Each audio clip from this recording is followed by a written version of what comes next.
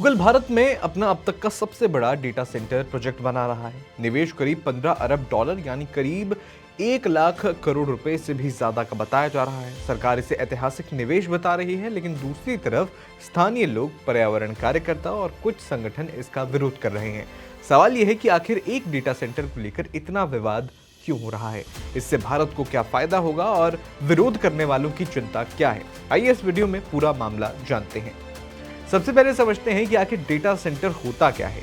आसान भाषा में अगर मैं आपको बताऊं तो डेटा सेंटर एक बहुत ही बड़ी डिजिटल इमारत होती है जहां हजारों लाखों कंप्यूटर यानी सर्वर 24 घंटे चलते रहते हैं। जब आप गूगल सर्च करते हैं, जीमेल इस्तेमाल करते हैं, यूट्यूब देखते हैं, गूगल फोटोज में फोटो सेव करते हैं या एआई का इस्तेमाल करते हैं, तो उसका डेटा ऐसे ही डेटा सेंटर्स में स्टोर और प्रोसेस होता है।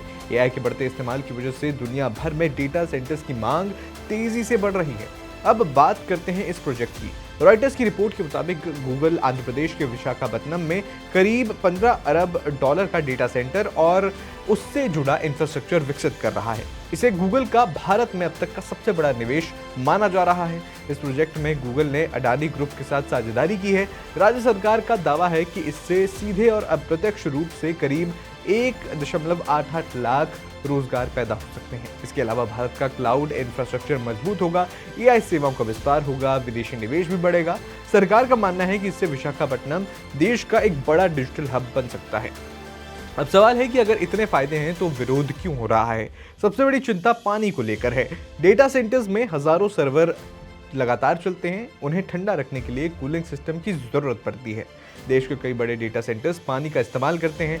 स्थानीय पर्यावरण कार्यकर्ताओं का कहना है कि विशाखापट्टनम पहले से ही पानी की कमी का सामना कर रहा है।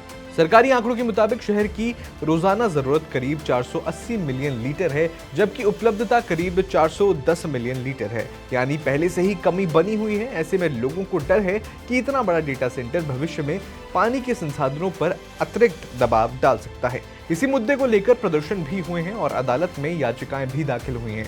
दूसरी बड़ी चिंता वन्य जीव और पर्यावरण को लेकर है।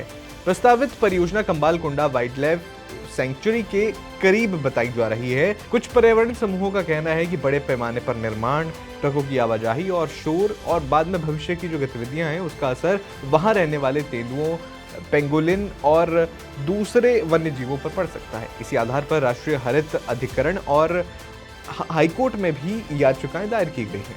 अब सरकार और गूगल क्या कह रहे हैं ये भी सुन लीजिए। आंध्र प्रदेश सरकार का कहना है कि परियोजना को सभी जरूरी नियमों के तहत आगे बढ़ाया जा रहा है। सरकार ने यह भी कहा है कि ग्रामीण इलाकों या लोगों के पीने के पानी का इस्तेमाल इस प्रोजेक्ट के लिए नहीं किया जाएगा। वहीं गूगल का कहना है कि वो एडवांस एयर कूलिंग टेक्नोलॉजी का इस्तेमाल करेगा ताकि पानी की खपत कम से कम हो।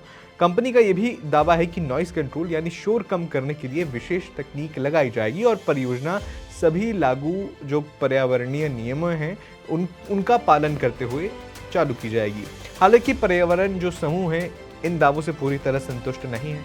उनका कहना है कि वादों की जो स्वतंत्र निगरानी है और पारदर्शिता जरूरी है। अब सवाल यह है कि इसका आम लोगों से क्या लेना देना है। अगर ये प्रोजेक्ट सफलतापूर्वक पूरा होता है तो इससे स्थानीय स्तर पर रोजगार बढ़ सकते हैं। होटल, ट्रांसपोर्ट, निर्माण और दूसरी सेवाओं में काम के मौके पैदा हो सकते हैं।